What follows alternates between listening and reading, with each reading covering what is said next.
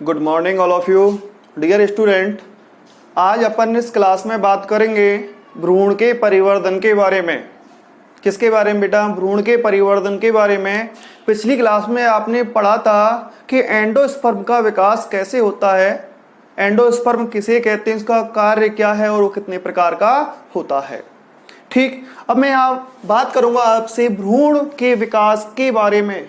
ये बेटा एक महत्वपूर्ण घटना है लैंगिक जनन की। आवृतबीजी पादपों में लैंगिक जनन की क्या है, बहुत ही महत्वपूर्ण घटना है।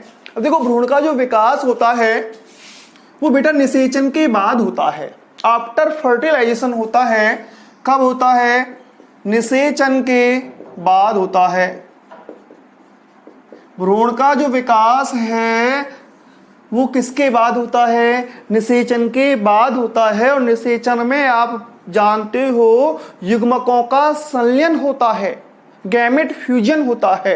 देखो, अब एक जो मेल गैमेट है, क्या है? मेल गैमेट जो नर युग्मक होता है वो एग सेल के साथ क्या होता है बेटा?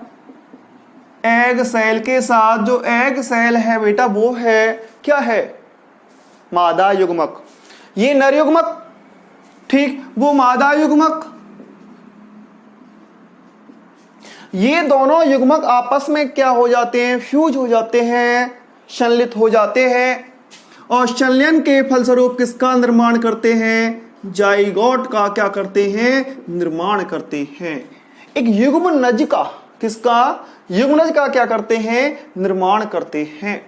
देखो, ये भी कैसा है बेटा? अगुणित है। ये भी कैसा है? अगुणित है। और जो युग्मनज बनता है बेटा वो कैसा होता है? द्विगुणित होता है। कैसा होता है? द्विगुणित होता है। अब इस युग्मनज में आगे विभाजन होते हैं। क्या होते हैं? अनुप्रस्थ, अनुदैर्ध्य, परिणत, अपनत क्या होते हैं? विभाजन होते हैं। और उन्हीं विभाजनों के फलस्वरूप किसका विकास होता है? एम्ब्रियो का, भ्रूण का क्या होता है बेटा? विकास होता है। ठीक, जो भ्रूण का विकास होता है वो किससे होता है? युग्मनज में विभाजन के फलस्वरूप होता है। किसके फलस्वरूप? युग्मनज में क्या होते हैं बेटा? विभाजन होते हैं। और विभाजन के फलस्वरूप ही किसका विकास होता है? भ्रूण का विकास होता है। अब देखो, युग्मनज से जो भ्रूण के विकास की जो प्रक्रिया है, किससे? युग्मनज से भ्रूण के जो विकास की जो प्रक्रिया है वो बेटा भ्रूणोद्भव, एम्ब्रियोजेनेसिस कहलाती है। क्या कहलाती है? एम्ब्रियोजेनेसिस कहलाती है। एम्ब्रियोजेनेसिस किसे कहते हैं ना? भ्रूण जनन किसे कहते हैं? भ्रूणोद्भव किसे कहते हैं? युग्मनज से भ्रूण के बनने की जो प्रक्रिया है वो क्या कहलाती है? भ्रूण जनन कहलाती है, भ्रूण परिवर्धन कहलाती है, एम्ब्रियोजेनेसिस कहलाती है। अब बेटा आवृतबीजी पादपों में ये प्रक्रिया होती है, जिम्नोस्पर्म में भी होती है ना? एंजियोस्पर्म में तो होती है। अब सुनो, जो एंजियोस्पर्म है बेटा उनको अपन दो भागों में बांटते हैं। एक तो होते हैं एक बीजपत्री और एक है बेटा द्विबीजपत्री, मोनोकॉट और डाइकॉट। और मोनोकॉट और डाइकॉट में जो एम्ब्रियोजेनेसिस होता है, जो डेवलपमेंट ऑफ एम्ब्रियो होता है वो तो अलग अलग प्रकार से होता है। ठीक है ना? एक बीजपत्रियों में अलग प्रकार से भ्रूण का विकास होता है, द्विबीजपत्रियों में अलग प्रकार से किसका विकास होता है? भ्रूण का विकास होता है। तो सबसे पहले इस भ्रूण परिवर्तन का जो अध्ययन है, किसका? इस भ्रूण परिवर्तन का जो अध्ययन है वो बेटा किया गया किसके द्वारा? हैंसटीन के द्वारा। भ्रूण परिवर्तन का आवृतबीजी पादपों में सबसे पहले जो अध्ययन है वो किसने किया? हैंसटीन ने किया। और कब किया? 1840 में किया। किस पादप में किया बेटा? इन्होंने किया था कैप्सेला वर्सा पेस्टोरिस। कौन सी पादप में? कैप्सेला वर्सा पेस्टोरिस में किया गया था। और ये जो कैप्सेला वर्सा पेस्टोरिस है एक डाइकॉट है। कैसा पादप है बेटा? द्विबीजपत्री पादप है। क्या है? द्विबीजपत्री पादप है। अब सुनो, ये जो कैप्सेला बर्सा पेस्टोरिस द्विबीजपत्री है, बात करते हैं किस कुल का है, किस कुल का पादप है? ये बेटा क्रूसीफेरी या ब्रेसिकेसी। किसका? क्रूसीफेरी।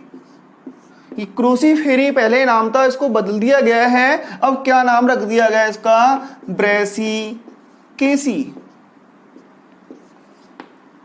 क्रूसीफेरी या ये ब्रेसिकेसी कुल का क्या है? पादप है, द्विबीजपत्री पादप है। और इसमें सबसे पहले भ्रूण परिवर्धन का अध्ययन किया गया। किसने किया? हेंस्टीन ने किया। कब किया? 1840 में किया। ठीक, कैसे विकास होता है भ्रूण का? नर युग्मक मादा युग्मक के साथ संयोजित होता है, युग्नज का विकास होता है, युग्नज द्विगुणित होता है। युग्नज में बेटा आगे विभाजन होते हैं, जितने भी विभाजन होते हैं वो माइटोटिक होते हैं, समसूत्री होते हैं। ठीक, अर्धसूत्री विभाजन नहीं होते। ठीक, विभाजनों के फलस्वरूप किसका विकास होता है बेटा? एम्ब्रियो का क्या होता है? विकास होता है। अपन यहां पर जो पढ़ेंगे कि भ्रूण का डेवलपमेंट, और भ्रूण का डेवलपमेंट किस पादप में पढ़ेंगे बेटा? कैप्सेला बर्सा पेस्टोरिस में। और कैप्सेला बर्सा पेस्टोरिस द्विबीजपत्री पादप है, इसमें भ्रूण का विकास कैसे होता है। ठीक, ऊपर का लिख लीजिए आप, ऊपर वाला चित्र तो बाद में बना लेना, इसको मैं मिटा रहा हूं। ठीक, जल्दी से, या स्क्रीनशॉट ले लीजिए। मिटा दूं?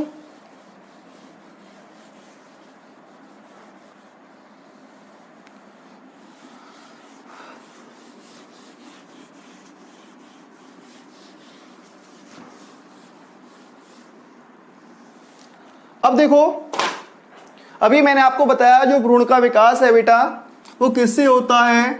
जाइगोट से होता है। जाइगोट में विभाजन होते हैं, एम्ब्रियो का क्या होता है? निर्माण होता है।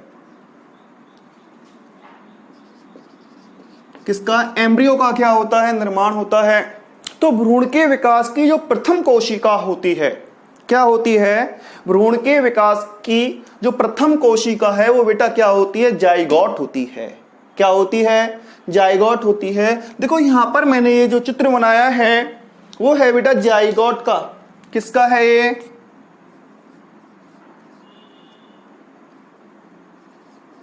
जाइगोट। और जाइगोट हमेशा बेटा कैसा होता है? द्विगुणित होता है। किसके फलस्वरूप बनता है? फर्टिलाइजेशन के फलस्वरूप बनता है, गैमेट फ्यूजन के फलस्वरूप बनता है, ट्रू फर्टिलाइजेशन के फलस्वरूप इसका क्या होता है बेटा? निर्माण होता है। अब सुनो, ये जो युग्नज है, जाइगोट है, इसमें विभाजन होते हैं।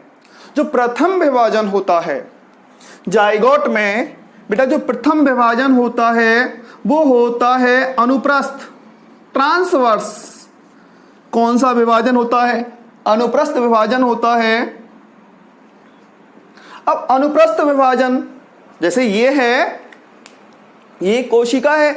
क्या बेटा? ये कोशिका है। अगर इसको यूं काटोगे तो अनुदैर्घ्य हुआ, अगर यूं किया तो आपने क्या हो गया? अब इस प्रकार इसमें क्या हो गया? ये विभाजन हो गया ना। अनुप्रस्थ विभाजन के फलस्वरूप एक कोशिका कितनी कोशिकाओं में परिवर्तित हो गई बेटा? 2 कोशिकाओं में, लेकिन वो अलग अलग नहीं हुई।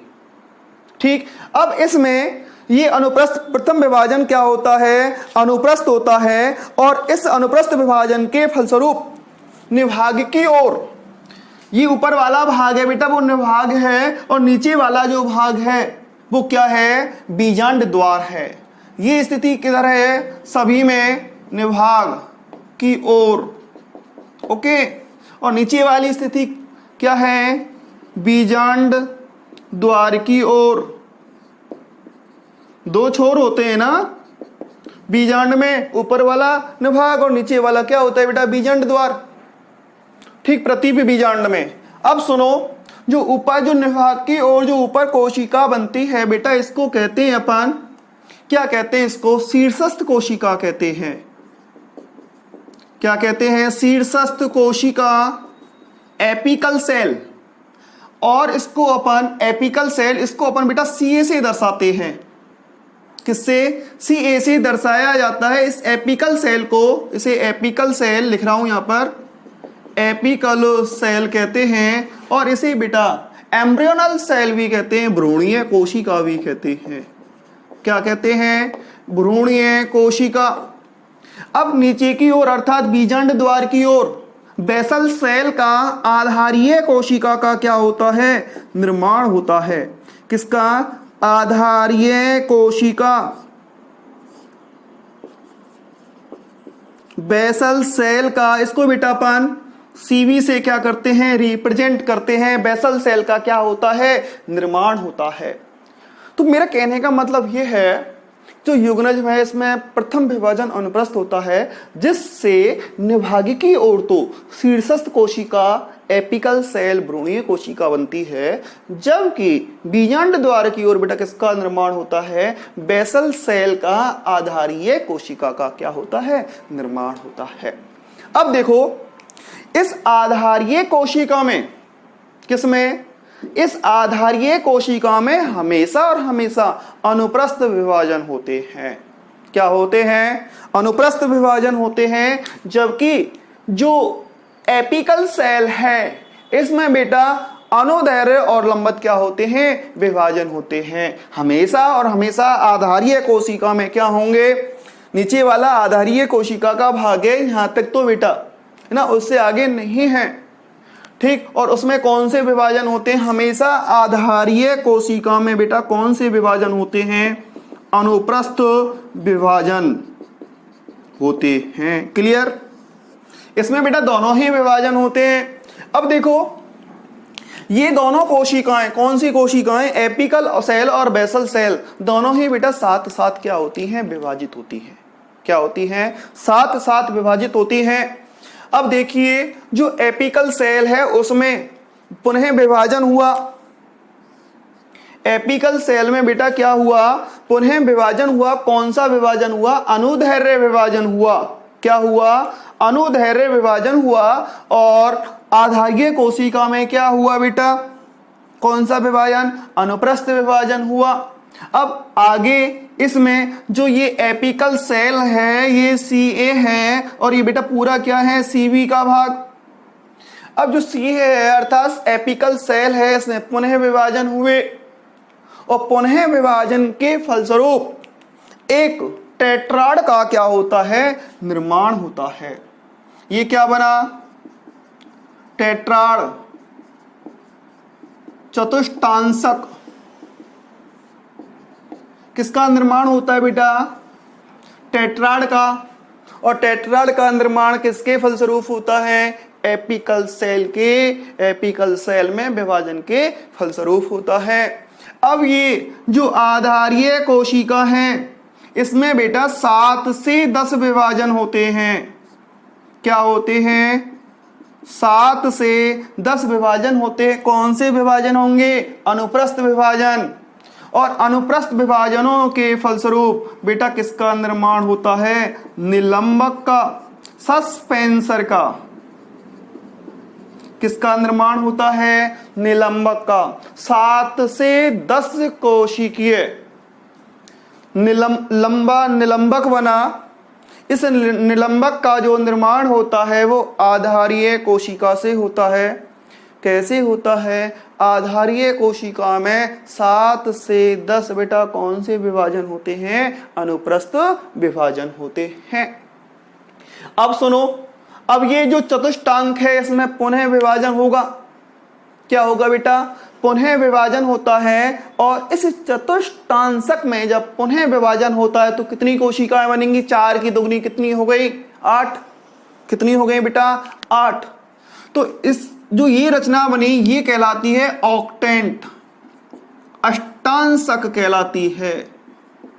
क्या कहलाती है बेटा, अष्टांशक का क्या होता है, निर्माण होता है। क्या होता है, अष्टांशक का क्या होता है, निर्माण होता है। अब सुनो, इस अष्टांशक की, किसकी, अष्टांशक की प्रत्येक कोशिका में, इस अष्टांशक की प्रत्येक कोशिका में परिणत विभाजन होते हैं। पेरिक्लिनल क्या होते हैं बेटा, डिवीजन होते हैं, परिणत क्या होते हैं, विभाजन होते हैं।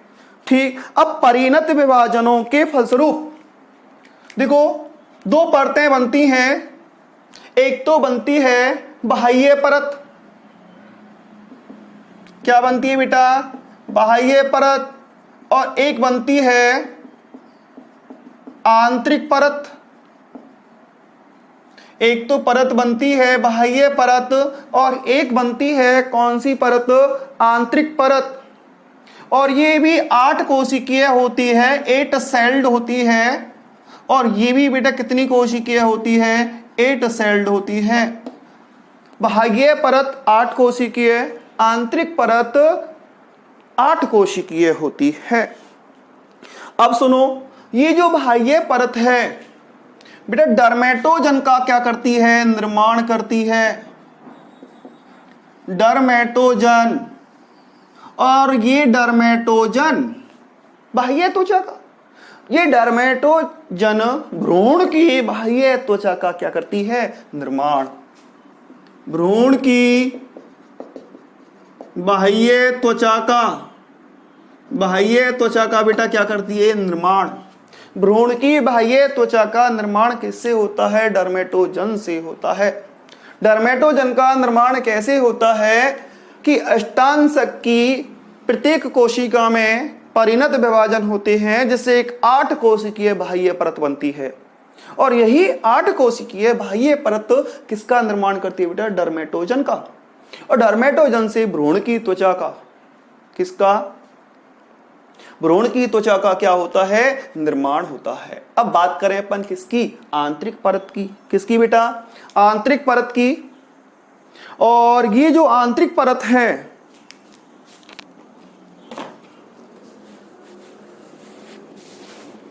देखो बेटा इस आंतरिक परत से क्या बनता है, इस आंतरिक परत से बनता है, इस आंतरिक परत से बनता है बीज पत्राधार, हाइपोकोटिल। बीज पत्राधार हाइपोकोटिल का क्या होता है, निर्माण होता है। ठीक, बीज पत्राधार के साथ साथ बीज पत्र के भरण विभजोतक, बीज पत्र के भरण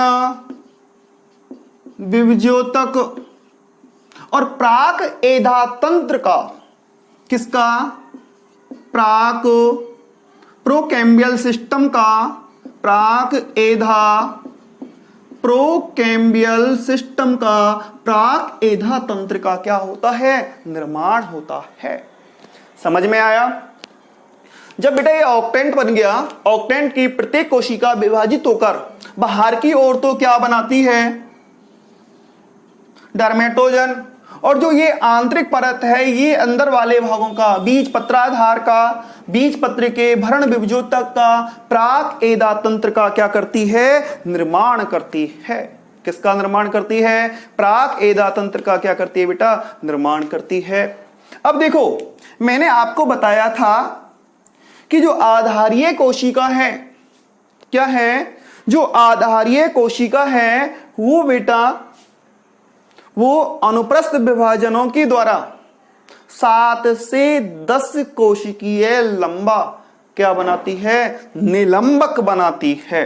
क्या बनाती है, ये पूरा बेटा क्या है, सस्पेंसर। क्या है ये पूरा, सस्पेंसर। और निलंबक क्या है, ये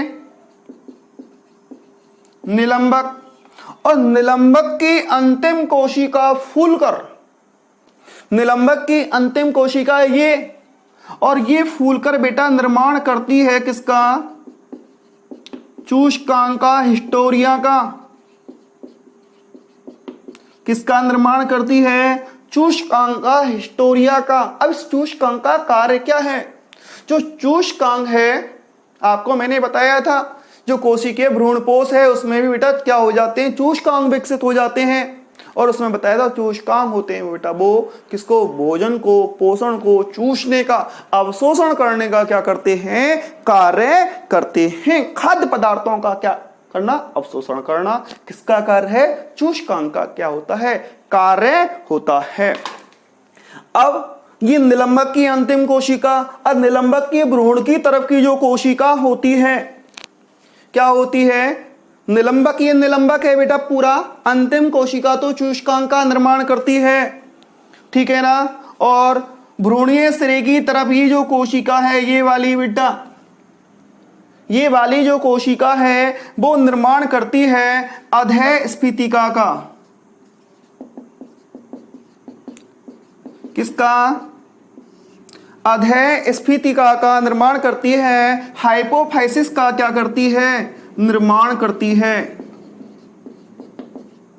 हाइपोफाइसिस का निर्माण किससे होता है? सस्पेंसर की भ्रूण की तरफ की स्थित कोशिका से। किसका निर्माण होता है बेटा? हाइपोफाइसिस का, अधः स्फीतिका का निर्माण होता है। अब आप पूछोगे इसका कार्य क्या है? ठीक बेटा, इसका जो कार्य है वो है क्या करना? रेडिकल का निर्माण करना। किसका? मूलांकुर का क्या करना? मूलांकुर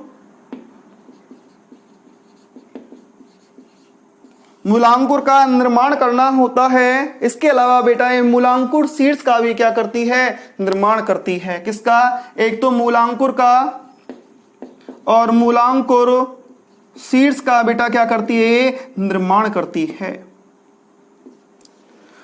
समझ में आया? देखो ये पूरा निलंबक है 7 से 10 कोशिकीय। निलंबक की अंतिम कोशिका फूलकर एक मोटी कोशिका का निर्माण करती है जिसे चूष्कांक कहते हैं। और चूष्कांक होता है वो पोषक पदार्थों के अवशोषण का क्या करता है? कार्य करता है। ठीक। अब इस निलंबक की भ्रूण की तरफ की स्थित जो कोशिका होती है वो अधः स्फीतिका कहलाती है, हाइपोफाइसिस कहलाती है। और ये जो हाइपोफाइसिस है वो किसका निर्माण करता है बेटा? मूलांकुर का एवं मूलांकुर शीर्ष का निर्माण करता है। अब ये देखो ये जो कोशिका है बच्ची बेटे, इनका कार्य क्या है? ये निलंबक है। और निलंबक होता है वो भ्रूण को किसको? इस भ्रूण को भ्रूण पोष में धकेलने का। किसमें बेटा? भ्रूण पोष में धकेलने का क्या करता है? कार्य करता है। ठीक। देखो इस प्रकार इसमें जो एपिकल सेल है, क्या बेटा? जो एपिकल सेल है इसमें विभाजन हुए और एपिकल सेल से ही किसका विकास होता है? भ्रूण का विकास होता है। ठीक।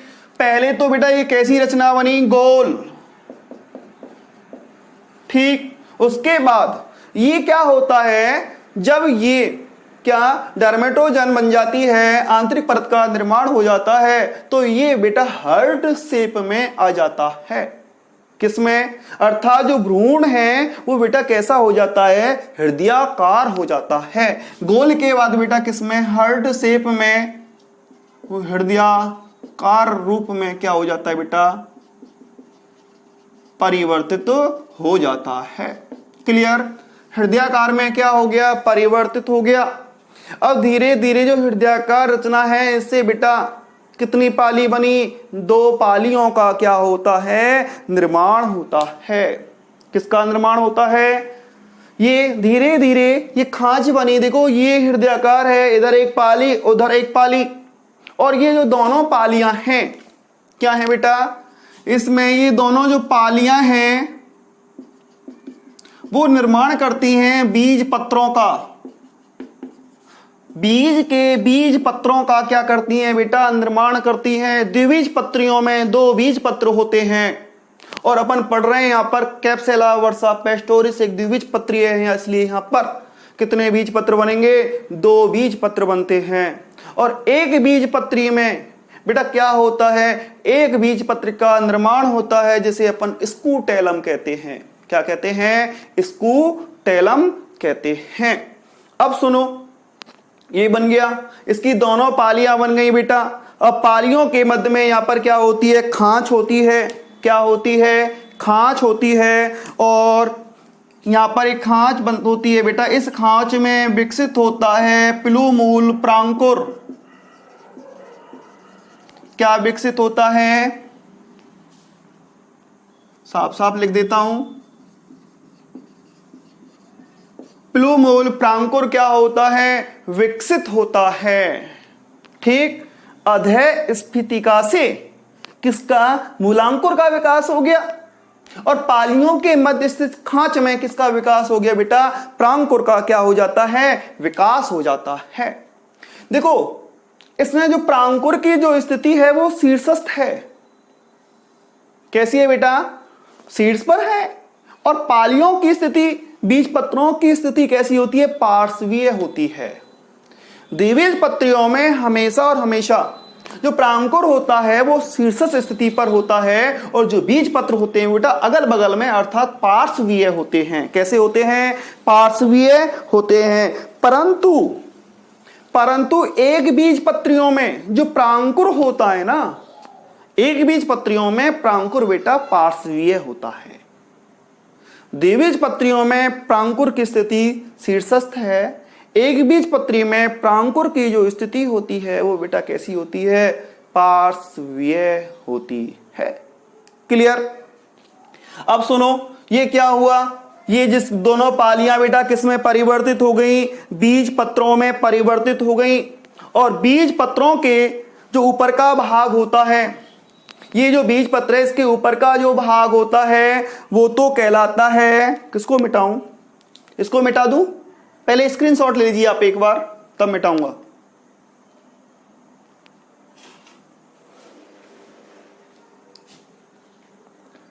ठीक, इसको मैं मिटा रहा हूं यहां से बेटा।